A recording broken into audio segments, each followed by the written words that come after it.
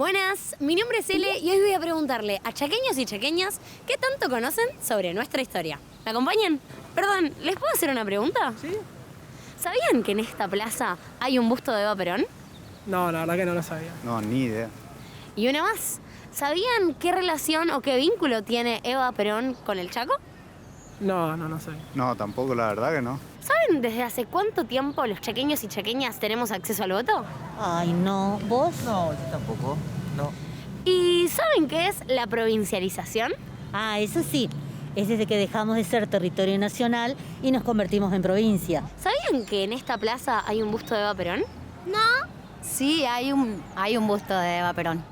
¿Y sabes cuál es el vínculo entre Eva y el Chaco? Sí, sé que fue muy importante para el Chaco, pero eso es todo lo que sé. ¿Sabes por qué es que hay un busto de Eva Perón en esta plaza? No, ni idea. Me imagino que tendrá algo que ver por su trabajo con el voto femenino, una cosa así. ¿Sabes cuál es la relación entre Eva y el Chaco?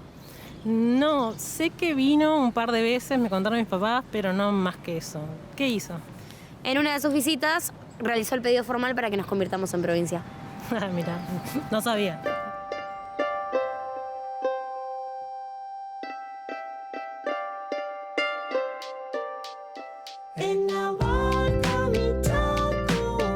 Mi tierra, mi pueblo, mi canto. Ese no le boy. No es posible, señor presidente, demorar el justo clamor de aquellos territorios. Han llegado a la mayoría de edad y es necesario de una vez por todas hacerle justicia. Hay que reparar un olvido de años y años. El territorio del Chaco vuelca en el país sus riquezas magníficas, desde el algodón a sus maderas, y constituye un verdadero y laborioso hormiguero humano donde se exalta día a día la dignidad del trabajo, que es la más alta dignidad de los hombres y mujeres del pueblo. Las mujeres argentinas, señor presidente, unidas en el movimiento peronista femenino que me honro presidir, quieren y piden que se repare un olvido ya intolerable. La Pampa y el Chaco deben ser provincias, tienen derecho a ser provincias. Si me gustan las cartas de época, imagínense esto.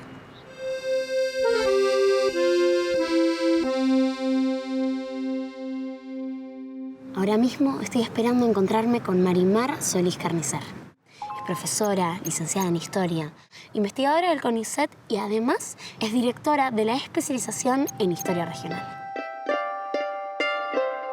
En 1949 hubo una reforma en la Constitución Nacional. ¿Qué impacto tuvo esto en la política del Chaco? La Constitución de 1949 fue una constitución muy importante que introdujo cambios fundamentales. En 1853, esa constitución que se sancionó en esa oportunidad, que fue la que sentó las bases del Estado argentino, las instituciones, también incluyó los derechos civiles. La Constitución de 1949 se la conoce como una constitución social. Y fue importante para los territorios nacionales porque se introdujo la posibilidad de que los habitantes de los territorios pudieran participar en las elecciones y votar y elegir al presidente. Esta constitución, además, tiene mucho que ver con que eventualmente suceda la provincialización, ¿no? Sí, porque se da en el contexto en el que se está haciendo la discusión de las provincializaciones de los territorios nacionales. Y se incluye un artículo, que es el artículo 82, en el cual se introduce la posibilidad de que los habitantes de los territorios nacionales puedan elegir al presidente, al vicepresidente y a delegados al Congreso.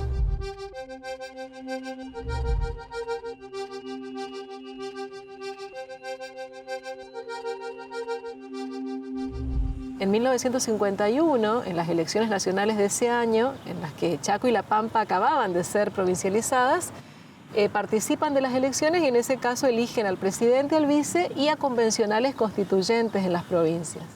Retomando lo que me contabas al principio, mencionaste que esta constitución era con una perspectiva social. Esto significa que se introdujeron en la Constitución los derechos sociales, los derechos laborales, los derechos educativos, los derechos culturales y la función social del capital y de la tierra.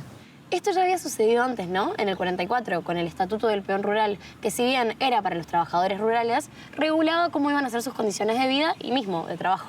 El Estatuto del Peón Rural se había sancionado en el año 1944, como dijiste, cuando Perón era secretario de Trabajo y Previsión. Mira, te voy a mandar un libro de la época que me parece que te va a gustar. A ver.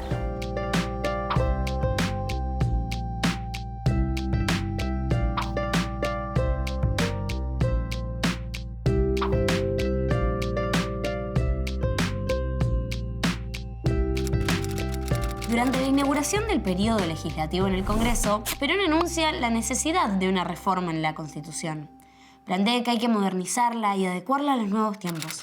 La Ley 13.233 declara la necesidad de la reforma a los efectos de suprimir, modificar, agregar y corregir sus disposiciones para la mejor defensa de los derechos del pueblo y el bienestar de la nación. El preámbulo de la Constitución afirmaba la irrevocable decisión de constituir una nación socialmente justa, económicamente libre y políticamente soberana, aunque su vigencia fue muy corta, porque se interrumpió en el año 1955 con el golpe de Estado que derroca a Perón.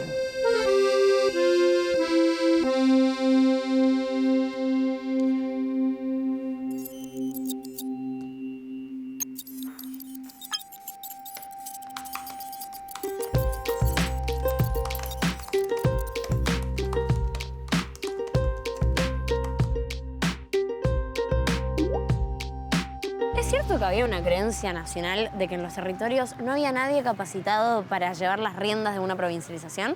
Así es.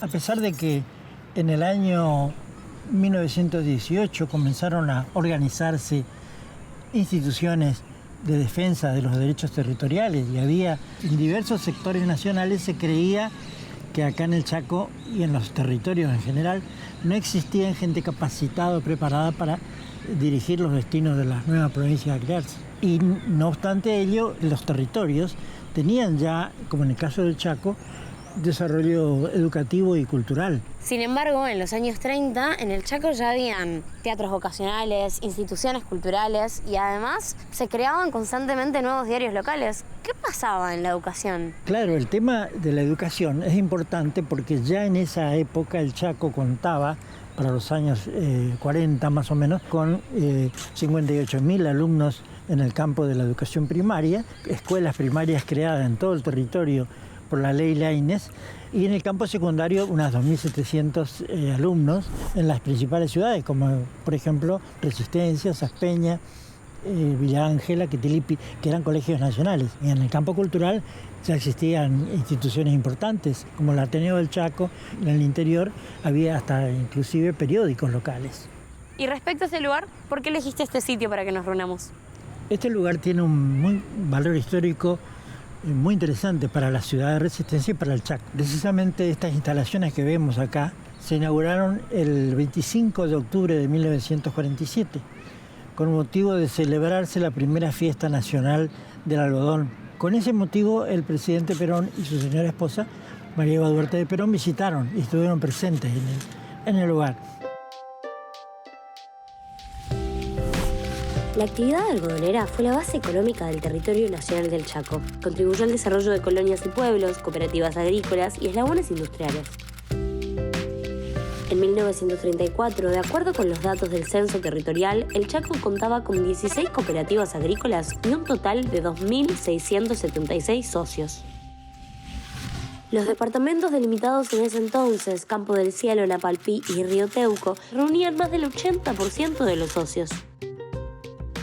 El 26 de octubre de 1947 se celebró la Fiesta Nacional del Algodón con la presencia del presidente Juan Domingo Perón y María Eva Duarte. Esta fiesta popular sigue siendo pilar para la economía y la cultura chaqueña, celebrándose cada año.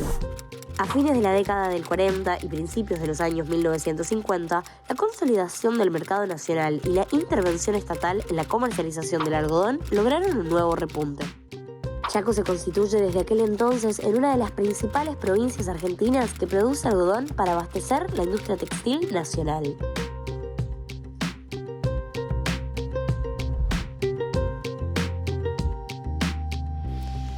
Estamos en un lugar paradigmático porque la CGT fue la sede central para la provincialización del Chaco, ¿no? Sí, indudablemente, creada en este periodo, la CGT va a tener un papel central en todo el proceso de provincialización. Las dudas para provincializar tenían que ver con querer hacerlo por etapas. Sí, estaba la idea de ir ampliando progresivamente los derechos políticos hasta llegar como último paso a la provincialización, pero finalmente se optó por el camino directo. ¿Y es por esto que cobran tanta importancia los gremios? Por lo que veo, en ese entonces el Chaco ya estaba más que preparado para sostener su propia economía.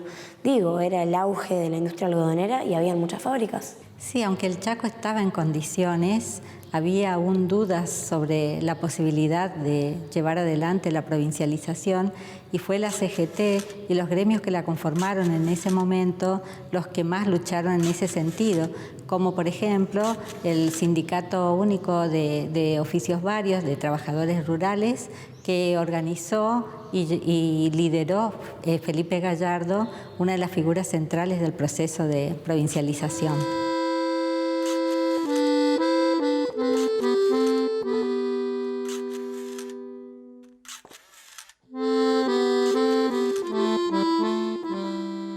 Justo en ese momento se creó también el Estatuto del Peón Rural, ¿no?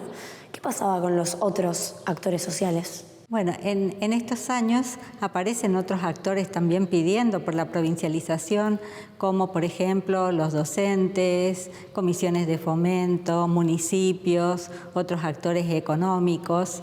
Entonces hay un movimiento más favorable a la provincialización. ¿Y qué pasaba con las comunidades indígenas? En esos momentos precisamente tenían un lugar muy marginal y no gozaban de participación política. No la gozaba nadie dentro de los territorios, pero menos eran considerados los derechos justamente de los pueblos indígenas.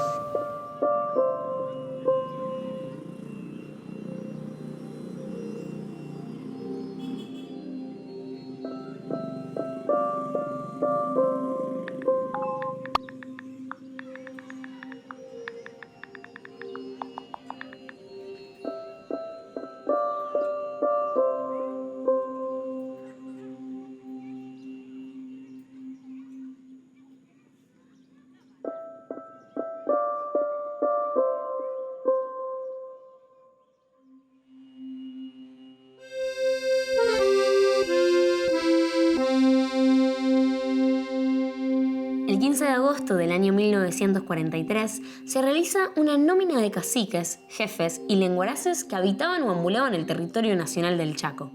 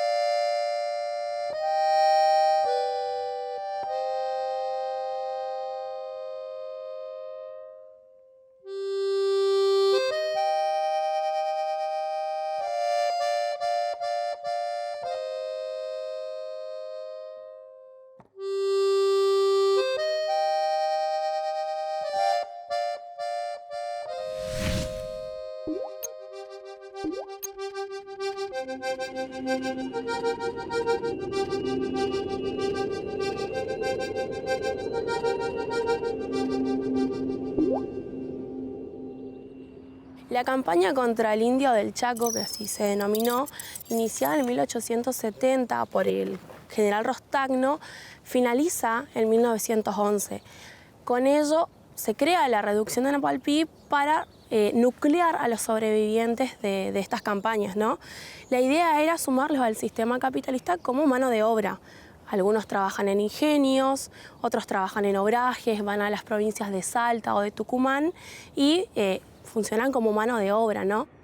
Cuentan los sobrevivientes de la masacre que la reducción estaba rodeada de varillas de hierro e incluso eran vigiladas por las policías del territorio nacional con fusiles Remington. Pero si los tenían tan controlados, ¿por qué es que se produce la masacre? La masacre se produce porque las comunidades comienzan a reclamar un jornal justo. El dinero que les pagaban no le alcanzaba ni para comer ni para vestirse. Entonces comienzan a organizarse, a hacer reuniones dentro de la reducción y la policía del territorio ve esto con malos ojos porque hablan de lo que se denomina un malón, un peligro, digamos, de levantamiento indígena. El 19 de julio de 1924 se hace un avistaje por un avión civil, ¿sí?, que sale del Aeroclub de Resistencia para conocer la ubicación de las personas. Y ya en un segundo vuelo, ¿sí?, inician un tiroteo y tiran bombas incendiarias en la reducción. En este proceso también se ataca desde tierra a las comunidades y se produce la matanza de muchas personas, niños, ancianos, jóvenes. ¿Y en algún otro momento sucedieron cosas similares?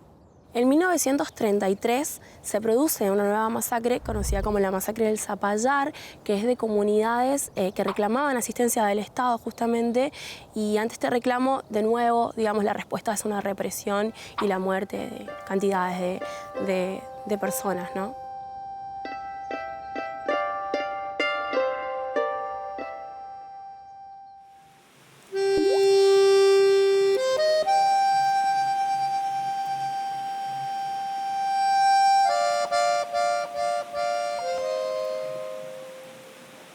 Napalpí, en lengua com, significa el lugar de los muertos. La masacre se llevó alrededor de 1.500 vidas.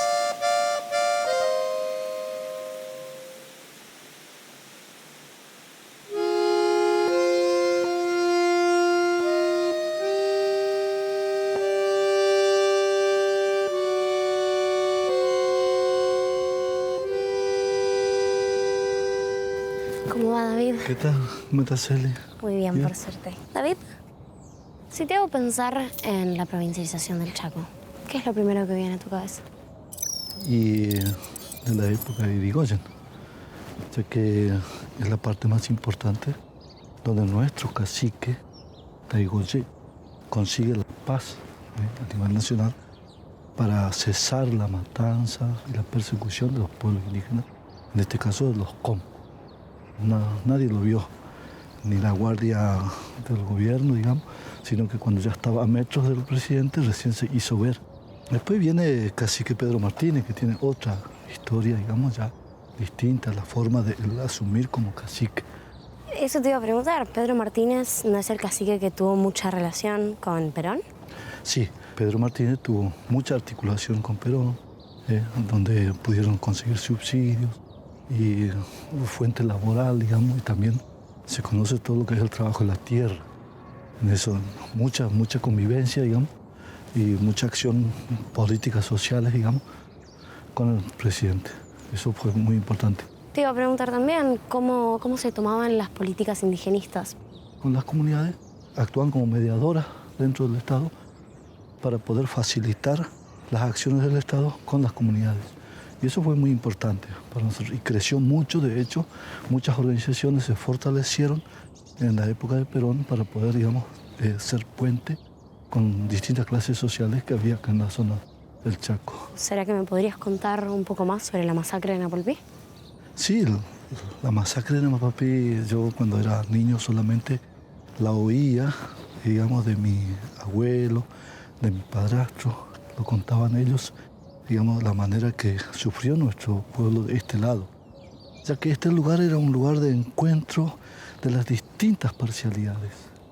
En este lugar se hacían las fiestas anuales de nuestra comunidad, que duraban 45 días, esa fiesta, que se llamaba el Capagá.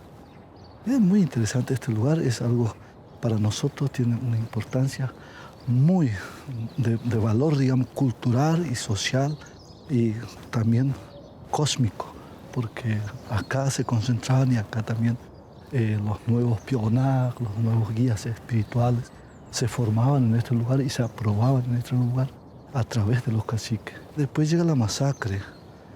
Hubo otros sucesos en este lugar, pero la masacre ocurre como que elimina este lugar y silencia este lugar.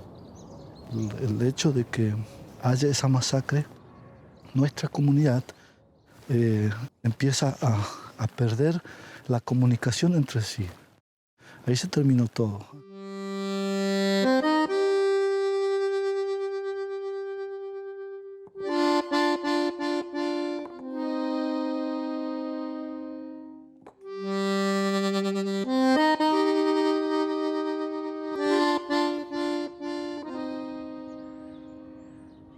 La reducción se encargaba, digamos, de recopilar todo la cosecha, pero ¿qué pasaba? A los criollos les cobraban lo que era y a las comunidades indígenas, los pequeños productores, ya no.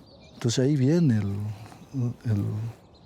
la manifestación de ellos, el pedir al gobierno que solucione ese tema. Resulta que viene el gobierno, se sienta con ellos y acuerda un día que van a venir, digamos, a traer la solución. Y resulta que ese día posterior al indicado por el gobierno, pasa una avioneta en el lugar y tiraba cosas dulces, digamos, y la gente juntaba y trataba de consumir y era dulce, era amá, le decimos nosotros al dulce. Al otro día de la mañana temprano, toda la comunidad estaban sentados todos juntos, digamos. Empezó la explosión, a la mañana temprano no sabían qué era, entonces comenzaron a disparar por todos lados, digamos, y caían viejos, toda clase de edad, niños, jóvenes. ¿Hubieron personas que puedan salvarse? Sí, hubo, digamos, hermanos que se escapaban al monte y fueron perseguidos y los mataban y les sacaban las partes íntimas, el cuero cabelludo, llevaban como trofeo de guerra. Y algunos se escaparon, y así como la abuela Melitón Enrique, Pedro Valquinta, Rosa Grillo, que se animaron a contar su testimonio, lo que pasaron. Y muchos que están todavía, digamos, como heridos y aún sin poder contar la historia, lo que pasó acá en este lugar, digamos, que para nosotros es hoy también como conmemorativo, ya que es un lugar de encuentro y hoy podemos decirle que es un lugar, digamos, de los muertos, que era un lugar de festividad y hoy es un lugar de duelo. Para nosotros, digamos, cambió todo la concepción nuestra desde ese momento. Fue el hecho más grave que ocurrió y que pasó en nuestra comunidad. No solo eso, hubo varios, digamos, pero ese fue el más grave que pasó y fue el más recordado siempre, hecho por el Estado.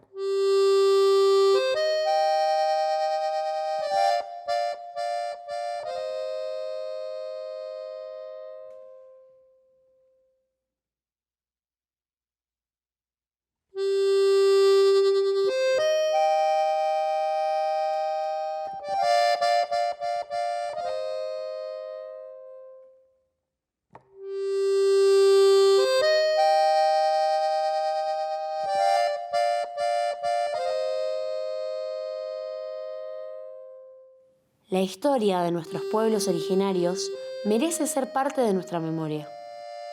Actualmente se promueve un juicio por la verdad por la masacre de Napalpí, donde el Estado chaqueño pide ser creyente.